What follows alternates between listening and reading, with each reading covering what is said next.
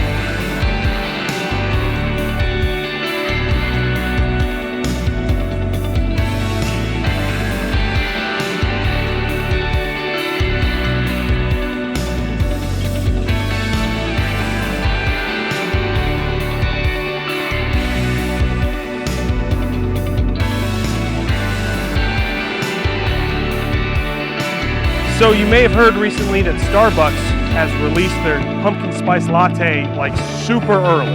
So where do you fall on the spectrum? Are you, it's about time, they should have released it months ago? Or what on earth are they doing? It shouldn't be released until after Thanksgiving? Or are you somewhere in between? Go ahead and let us know in the chat where you stand.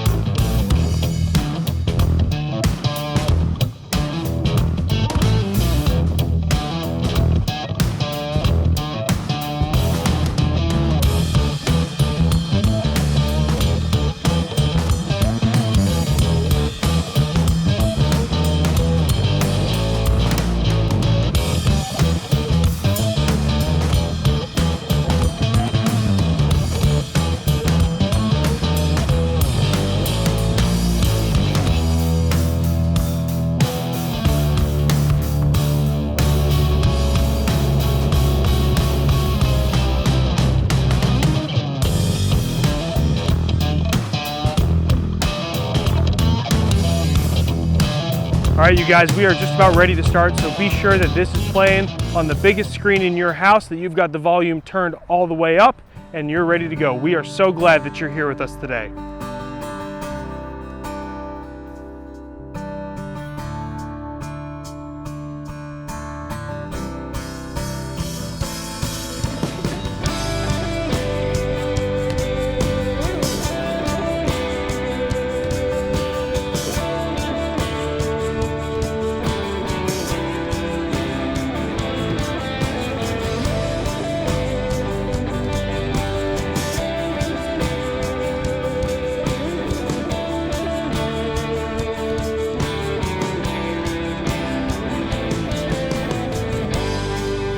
Was torn, you mend again. You design the tattered thread by thread. You take the broken and destroy, and you rebuild. You make whole. Sing joy, joy, begin to rise and hold. Begin to light the dark. Our God exchanges old for new. Yes, Lord.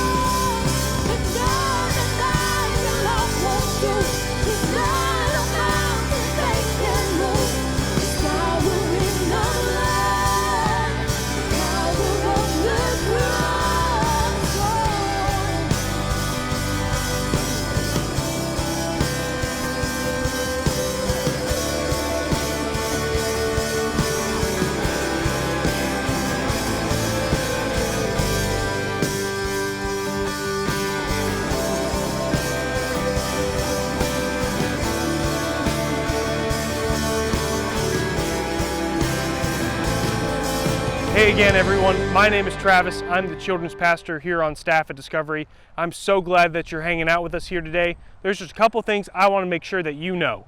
First, if you're new around here and you want to get better connected, get to know us a little bit more, be sure to text the number on your screen and you'll get a chance to have your questions answered, get to know us a little bit more. But the cool thing is that whenever you do that, if you're new around here and you text that number, we're going to donate $5 to an awesome organization. And this week we're going to make that organization Urban Impact, which helps out with underprivileged kids right here in our area. So be sure to get connected and text that number at the bottom of your screen. Also, be sure to sign up for a neighborhood group. These groups are going to be starting soon and they're filled with people that live right in your neighborhood. These are great opportunities for you to get to know your neighbors and make an impact right where you live. Thanks again for being here with us for our second week of our series, How to Neighbor. Inside it's comfortable. Inside a house, inside a family, inside a routine. But what if we widen our view beyond the fence across the street?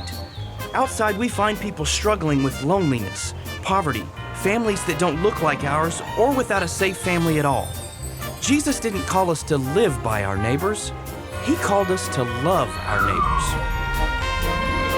Today, as we continue in our series, How to Neighbor, I want to talk about the public square.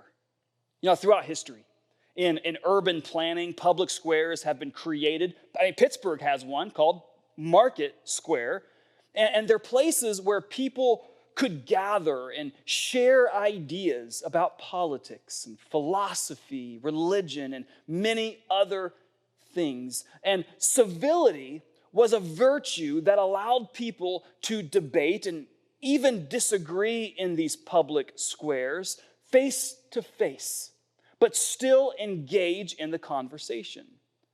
Well, today the public square has largely moved from face to face to hiding behind screens and anonymous screen names where we can say horrific things that we would never to say to someone's face.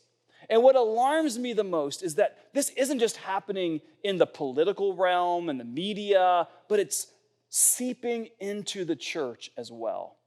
And Christians aren't just becoming more divided against one another, but the divide is growing even more rapidly between those who are far from God and those who pledge allegiance to the kingdom of heaven that Christ is bringing to earth.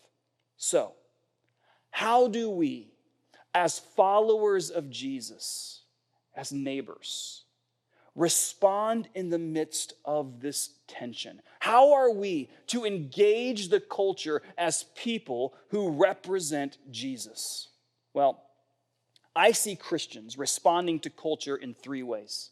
And one is Christians sometimes they will run from culture. I see it like the NBA bubble down in Disney World right now. For those of you who might not follow sports, first of all, what's wrong with you? Just kidding. In order to protect their players from COVID-19, the NBA has created a bubble of sorts in Orlando on Disney World property of all places. No one is allowed in and no one is allowed out. And they've blocked off 3 hotels and play at Disney's Wide World of Sports complex. And they call this the bubble. And it's working surprisingly well. And just like many churches like Discovery have moved to digital experiences, the NBA has a virtual fan experience. And I got selected to be a fan at a recent Pacers Heat playoff game. So I was projected into the stands along with another 200 fans in Orlando while the Pacers and Heat are playing the game, even though I'm sitting at home in Pittsburgh watching the game on a computer screen. But it's all this so that we aren't putting the players and the coaches at risk to the virus. Well, Christians who run from culture create their very own bubble for themselves. They create a Christian bubble around them, around their kids, and they've got their Christian music and their Christian movies. They put their kids in Christian schools. They wear Christian t-shirts. They go to a church where other Christians like them hide out from the world and complain about how bad it is out there. and they run from culture because they don't want to get any of that on them or their kids.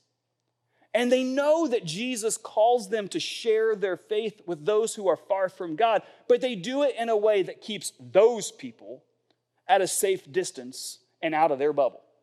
They might put one of those Jesus fish or a bumper sticker on their car. You know, read my sticker as I drive by. That's me sharing my faith with you now to keep away. They might even leave a gospel tract behind on a toilet in the bathroom, the public bathroom. If you ever see one of those, just pick it up, throw it away. That's not the way to go. I see other Christians who flat out reject the culture. They don't run from it, they reject it. They put themselves in this place of supremacy and look down at all those people who don't know Jesus. I know the truth, they don't know it. Sorry about your luck. And they become very self-righteous and judgmental of people who don't know Christ. So you have these two extremes. But there is a third way. That when we look at Jesus' life, we so clearly see him living it out and calling us to follow him in it. Look at Matthew 5:13. Jesus says to his followers, "You are the salt of the earth. But if the salt loses its saltiness, how can it be made salty again? It's no longer good for anything except to be thrown out and trampled by men." So in the ancient world, it was a critical, salt was this critical and precious commodity because of its ability to preserve food. Remember, they didn't have refrigeration like we do. We can simply throw our steaks in the freezer and pull them out later on, thaw them out, throw them on the grill. But back then, they would have to take the meat and bury it into salt so that it would preserve the meat, that it would slow down the decaying process. So what Jesus isn't saying when he says you are the salt of the earth is that we are to go throughout the world into the public square and like salt shaker Christians, keep the world at a distance and sprinkling a little bit of Jesus onto everything and to make it taste a little bit better. Here's my Jesus bumper sticker. You stay over there. Here's a little bit of salt. This isn't what Jesus is talking about. And when Jesus says that we are to be the salt of the earth, he isn't telling us to be the other extreme of attacking the culture because they don't know Jesus. So, in the Mahaffey house, in our spice rack, my favorite spice is right here. It's called Slap Ya Mama. And it's got a bit of a kick to it. I like spicy things. This will raise up the notch a little bit. But the first ingredient on the back of the bottle is salt. And by the way, some Christians respond to the culture, to the world, who don't believe the way that they believe. I really think this is what they think that Jesus is talking about when he said that we are to be the salt of the earth. That they enter into the public square, whether it's online or face-to-face, and they attack and pour in some judgment and sprinkle a little dash of judgment and condemnation, which leaves people with some serious indigestion and a bad taste of Jesus in their mouth. But what Jesus really has in mind when he calls us to be the salt of the earth is preservation. He's calling his followers, you and me, to inundate the world with our presence, to engage and saturate the culture so that God might save it through us. He does not call us to run from it, nor does he call us to reject it. And Christianity today is full of salt shaker Christians and slap your mama Christians in a world that needs to be inundated by the love of Jesus. Today I want to invite you to your Bibles to the Acts chapter 17. And we're going to watch the Apostle Paul as he travels to the ancient city of Athens, as he goes into the agora, the public square where the philosophers and the politicians and the leading thinkers of that day would come and debate. And we can learn a lot from this text, how we can respond in our culture today in 2020, how we can grace the public squares of our day by being the salt of the earth. Look at verse 16. It says, while Paul was waiting for them in Athens, who's them? First of all, it's Timothy and Silas. These are two of his traveling companions and two young men that Paul was intentionally mentoring. So right now, they're in another place, and Paul is alone in Athens, and he's walking around, observing the local culture. And it says here he was greatly distressed to see that the city was full of idols. Now, all of us have seen images of ancient Athens, whether it's in books or movies, with the Acropolis and the Parthenon, temples and statues. And Greece was a polytheistic culture. They had gods and goddesses for everything. A conservative estimate by scholars put the number just over 2,000 gods in Athens at this time, and over 30,000 temples, statues, idols, and altars. And here's Paul walking through Athens, and he is overwhelmed by all these idols that surround him. And his heart broke for this city. And I hope your heart breaks for your city, specifically your neighborhood. Well, verse 17 goes on and says, he reasoned in the synagogue with both Jews and God-fearing Greeks, as well as in the marketplace day by day with those who happened to be there. This was Paul's normal thing, his normal routine that he would do when he would visit a city on his missionary journeys. He would start in the synagogue and preach to the Jews, teach them about Jesus, but then he would move to the marketplace or the public square of the city and preach to the non-Jews or the Greeks. So he goes into the agora, the marketplace. We get our word agoraphobia for people who are scared of being in public spaces. And this is not just a center of commerce, but it is also the classroom of higher education. It's the courtroom of the city. It's a place where debate would take place. And in verse 18, it says, a group of Epicurean and Stoic philosophers began to debate with him. And some of them asked, what is this babbler trying to say? Others remarked, he seems to be advocating for foreign gods. They said this because Paul was preaching the good news about Jesus and the resurrection. So Paul, he's getting some pushback, isn't he? From some who are in the public square, and they call him a babbler. But this isn't the best translation. The direct translation of what they say, what they call him, is a seed picker. A seed picker. Why? That's crazy. What does it even mean? Or remember, this was the agora. This is the marketplace. And every day, farmers would bring in their food carts, they would bring in their produce, and they would sell it. I mean, think of it today, a farmer's market. And at the end of the day, the farmers would pack up all their stuff, and they would leave. Their food carts are gone, and so what's left behind is all the crumbs, all the leftover food on the ground. And so what flies in next is the scavenger birds, the crows, and they would come in and they would peck, peck, peck at all the little pieces of leftovers that was left behind, and they weren't picky.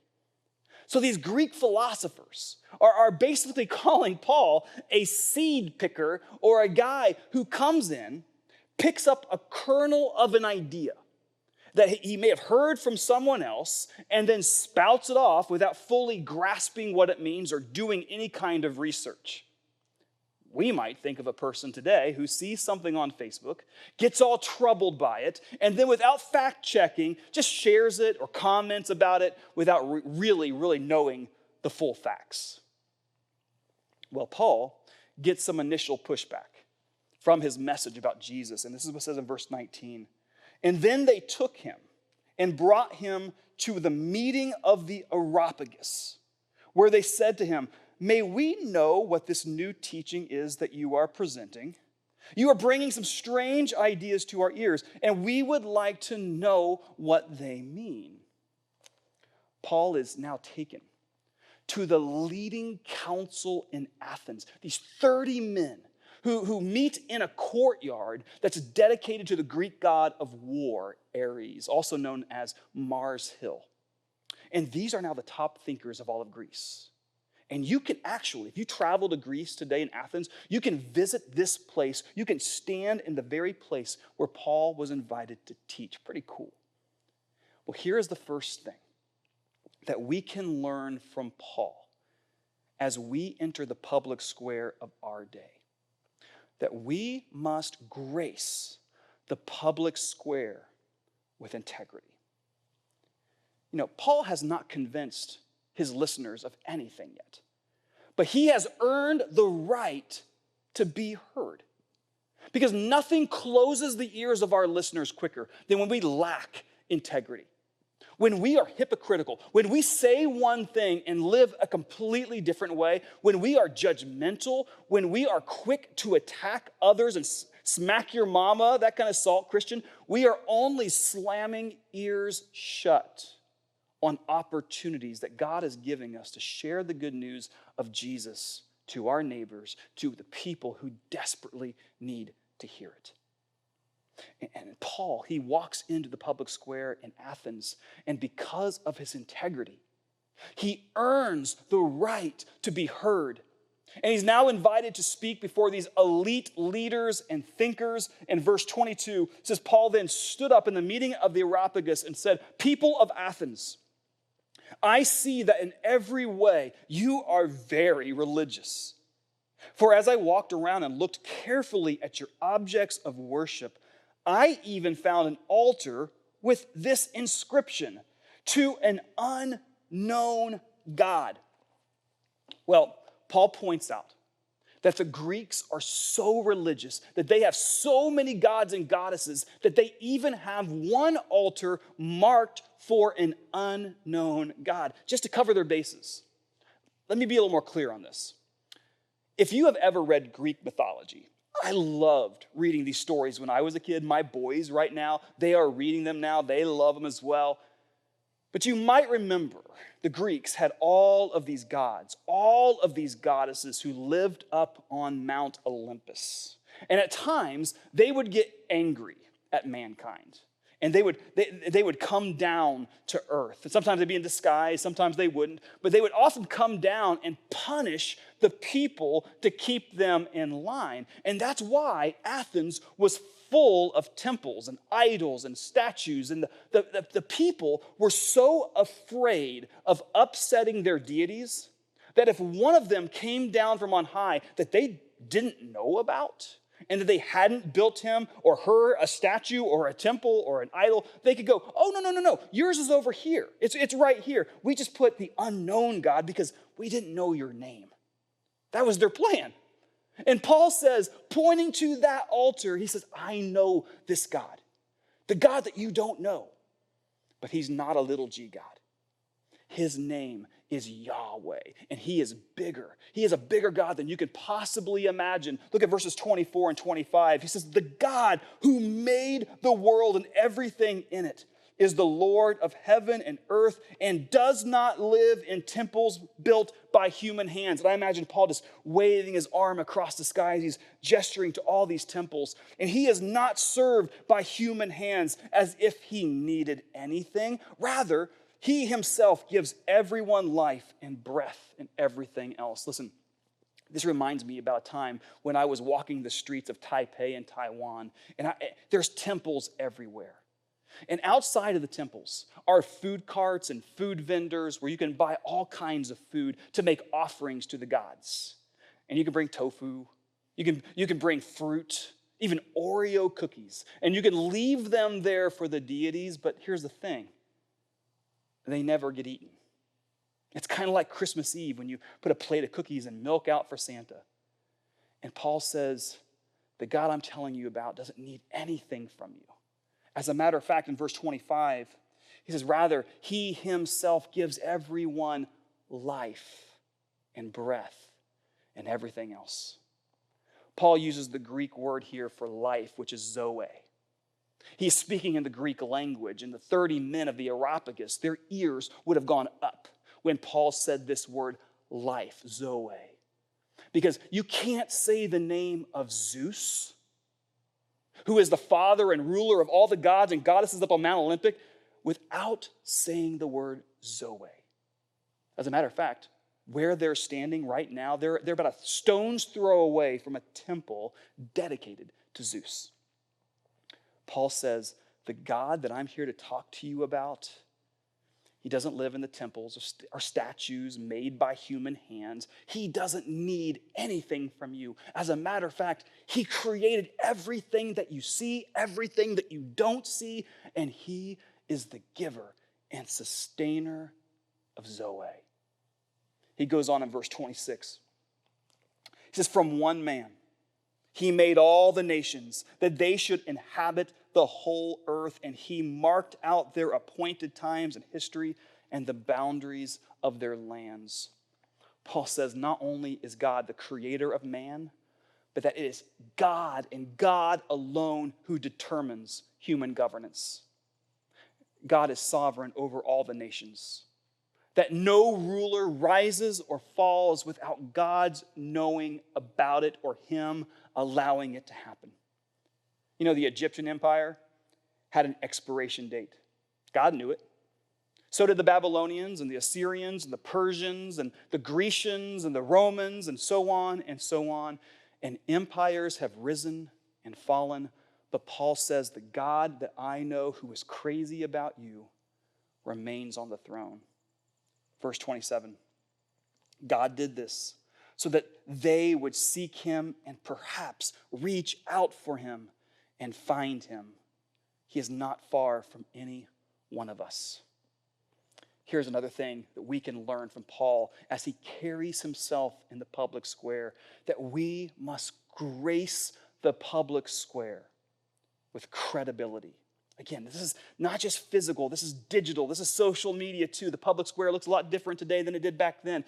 It's a very plain to see from this text that Paul is very well educated on the culture of the Greeks. He knows how they reason, he knows how they think, and he is not afraid to match his intellect with anyone. You know, despite what you may or may not have heard, believing in Jesus doesn't mean that you have to check your brain at the door. Since the Enlightenment, scholars have tried to label followers of Jesus as anti-intellectuals, despite the fact that many of the greatest thinkers of Western history, Augustine, Pascal, Newton, many others, were passionate followers of Jesus. And you need to hear that we have nothing to fear in intellectual study and science. And we should be ready to give an answer because God is the creator of our minds. As 1 Peter says, that we are to be ready to have an answer for why we believe, what we believe. And when we do, it restores our credibility in the public square. On the next verse, Paul uses his understanding of the Greek culture to bridge a connection with them by quoting two popular Greek poets that any child in that region would have learned about in their schools. It says this, "For in him we live and move and have our being. As some of your own poets have said, we are his offspring."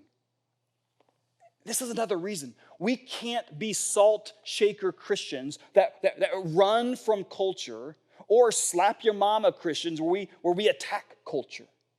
If we're going to reach out to people who are far from God, we need to be able to build bridges with them, with what they're watching, what they're listening to, what they're reading, what matters to them. That's what Paul does.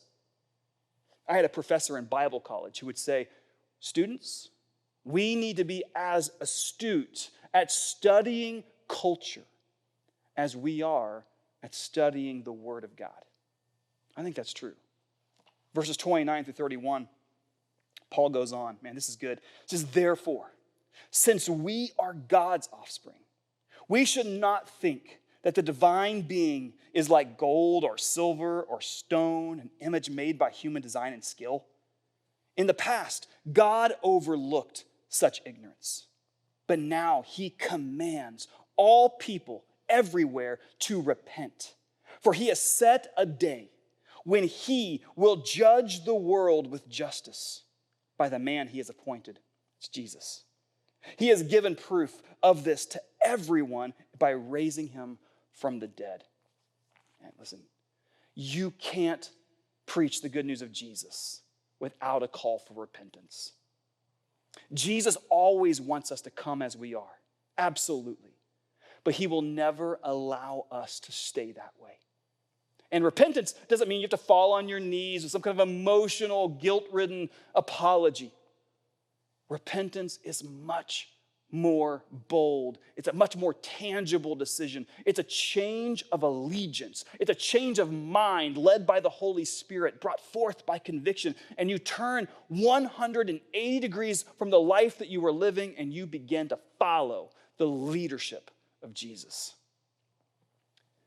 Paul begins to bring his words to a close.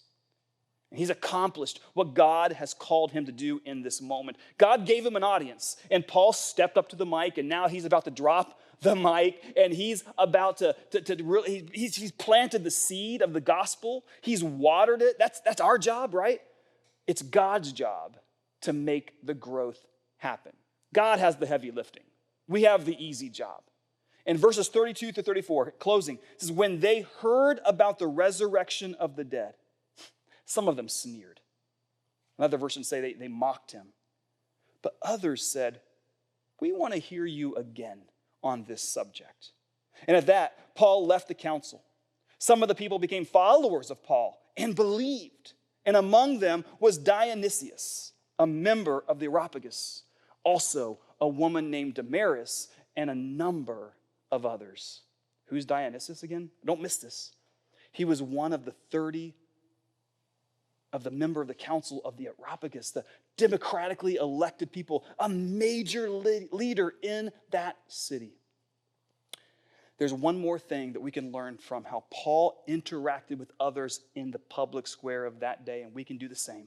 We must grace the public square with civility.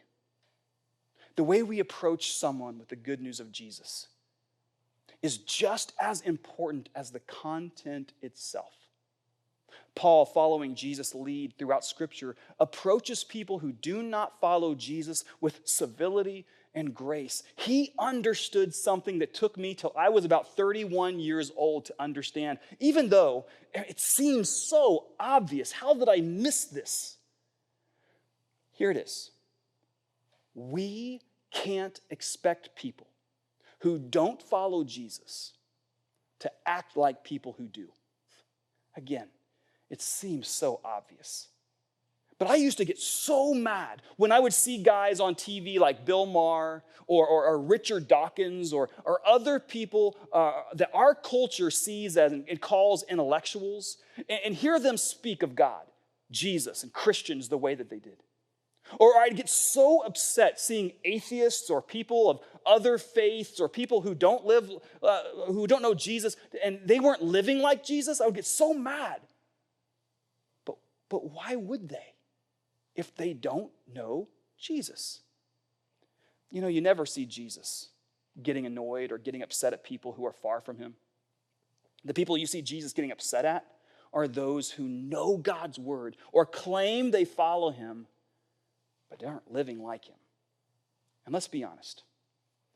There are lots of people today who claim to know Jesus who have done more shame to the name of Jesus in that public square. Street preachers condemning people to hell, members of the Westboro Baptist Church, man, I think they may have made Slap Your Mama, who spew hate towards anyone who doesn't believe as they believe. People on social media, those, what's the word again? Seed pickers, judging others while hiding behind their screens. That's not what we see from the Apostle Paul in this text. Listen, his heart was broken for the people of Athens and represents Jesus with integrity and credibility and civility. And civility is not to be confused with simple being nice and knowing which fork to use at a place of fine dining. That's not what we're talking about. Because in those moments where we are mocked for our beliefs or sneered at, is it more challenging to be civil in those moments? or for our fragile feelings to get hurt, and so we lash out and go on the defensive. Civility isn't weak. No. Civility in the public square is tough. It is gritty. It requires the patience and humility of Jesus. And it's becoming rarer and rarer in 2020 in a culture that is becoming more divided and where tensions are rising over all kinds of issues. Man, we have to abandon political bitterness and fulfill Jesus' command to love our neighbor, to become the salt of the earth, to preserve it by being people who will be bold enough to grace the public square, whether it's face-to-face, whether it's online, social media, by bringing the authentic and unedited love of Jesus into those spaces. Listen, I want to make this real tangible for all of us right now. As your pastor, during this pandemic time, where we aren't seeing each other face to face as much as we used to, when we've made this choice to be digital for protecting our people and for being wise, my biggest concern, my heart is for you, that I am concerned if you aren't keeping healthy rhythms, staying connected to God and others, even digitally, but staying connected with God, having that spiritual rhythm.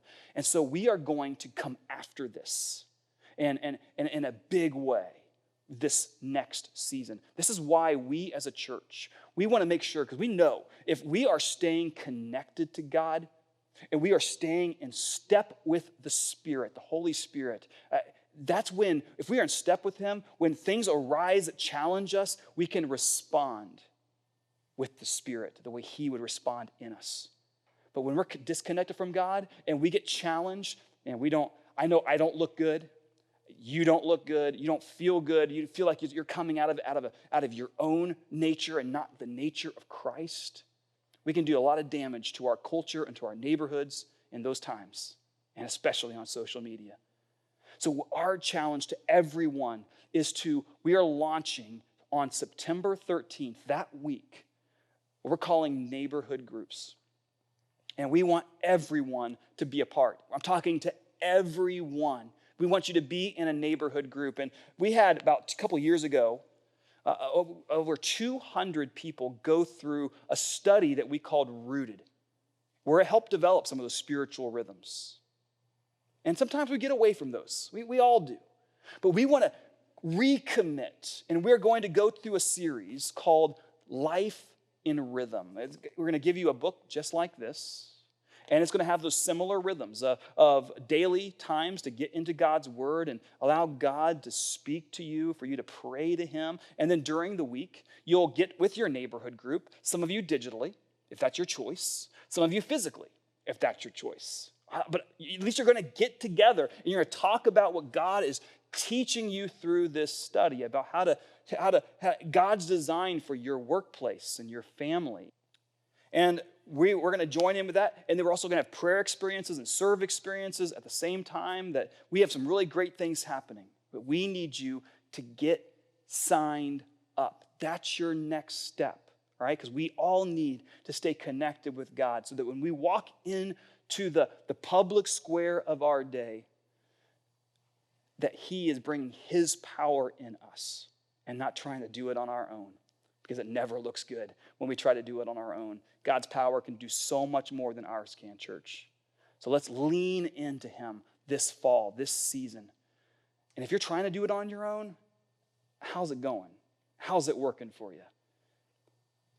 He's ready. I love what Paul says, that when we draw near to Him, God is ready to draw even closer to us. He wants to be found.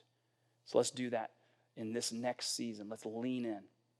Love you, church. See you next weekend.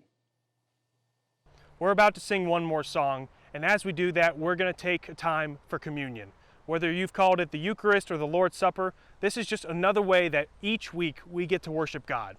So wherever you're at right now, see if you can find a little bit of bread and a little bit of juice to remember the body and blood of Jesus that were given up for you. This is such a great opportunity each week to just center ourselves and remember the sacrifice that Jesus made for us.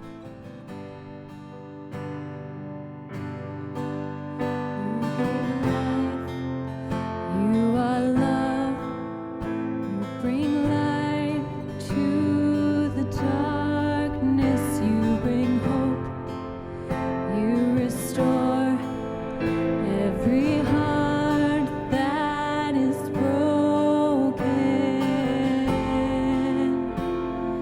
Great are you, Lord. It's your breath in our lungs, so we pour out our praise, pour out our praise. It's your breath in our lungs, so we pour out our praise to you only.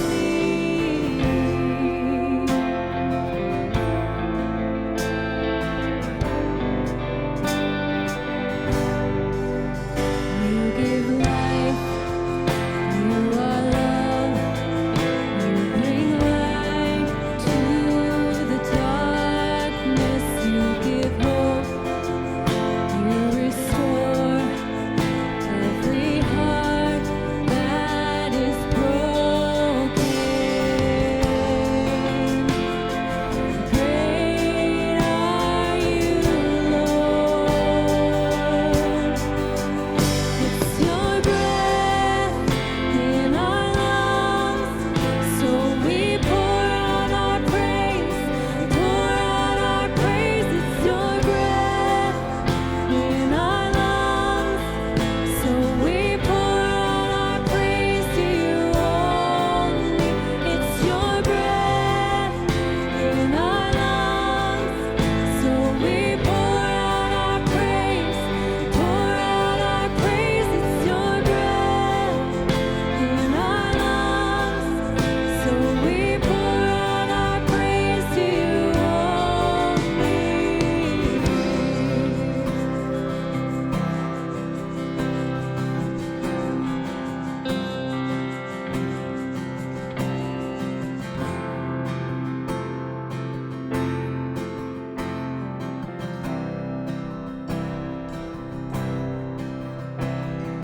And all the earth will shout your praise.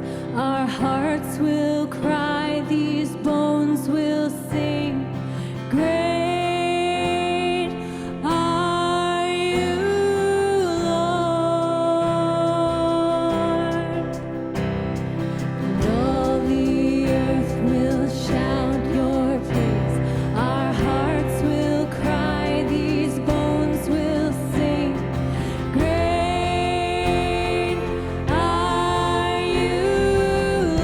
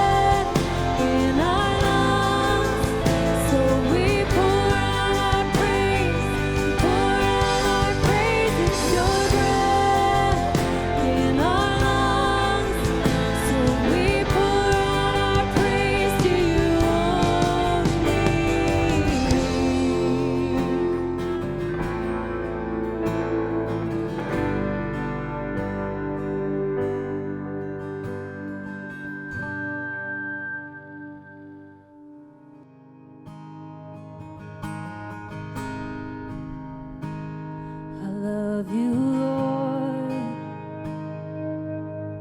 Oh, your mercy never fails me all my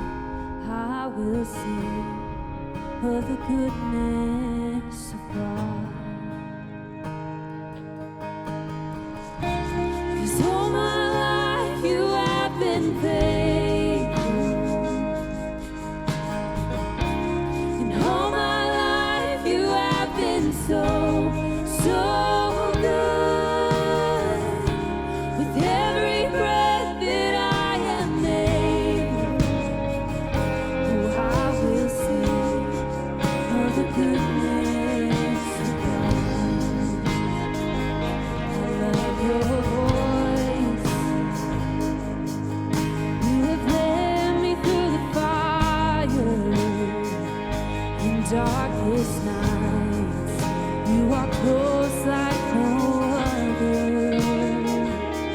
I've known you as a father. I've known you as a friend. And I have lived in the goodness of God. Yeah. 'Cause all my life you have been faithful.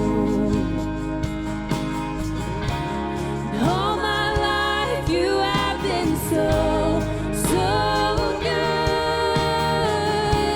With every breath that I am able, oh, I will sing of the goodness of God. Yeah.